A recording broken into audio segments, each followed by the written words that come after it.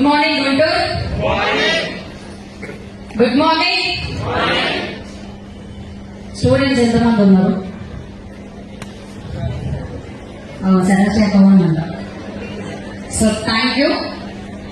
అంటే ఏమనిపిస్తుందో ఇక్కడ అడగడానికి సమయం లేదు, ఎందుకంటే గురువు గారు మాట్లాడాలని నాకు చేతిలో ఉంటుంది, కాళ్ళు కూడా ఉంటుంది, మాటలు కూడా ఏం మాట్లాడుతున్నా తడబడతాను అనమాట. ఎందుకంటే వాళ్ళు పెద్దవాళ్ళు, వాళ్ళు ఏ బాటలో చెప్తే మనం ఆ బాటలో నడవాలి. మీరున్నప్పుడు మేము ఎగ్జాంపుల్ గా కనబడుతున్నాం.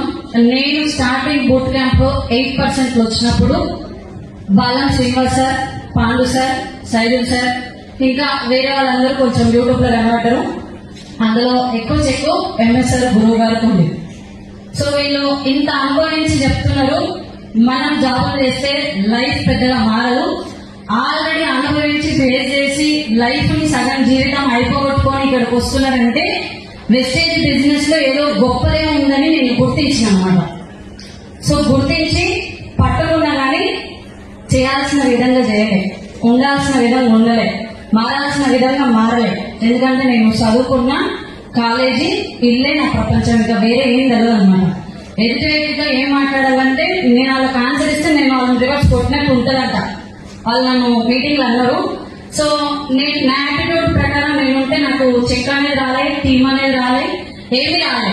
కానీ వెస్టేజ్ లో ఒక సిస్టమ్ ఉంటుంది, సక్సెస్ అయిన కూడా చేయి పట్టుకొని మీరు నడుస్తేనే ఖచ్చితంగా లక్ష్యాధికారులు అవుతారు అని అన్నారు.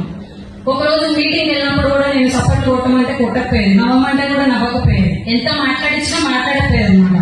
అలాగే వస్తున్నాయి పైసలు, వాళ్ళు నవ్వుకోనిలే అన్నట్టు ఉండేది.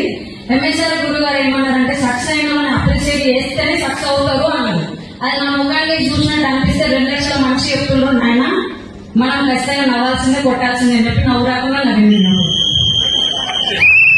ఎందుకంటే లక్షలు కావాలని వచ్చినాం, డబ్బులు కావాలని వచ్చినాం. సక్సెస్ అయితే 2 లక్షలు తీసుకొని చెప్తున్నానంటే మామూలు విషయం కాదు అని చెప్పి అక్కడ నుంచి కొంచెం యాటిట్యూడ్ ని నేను చేంజ్ చేసుకుంటూ వచ్చిన.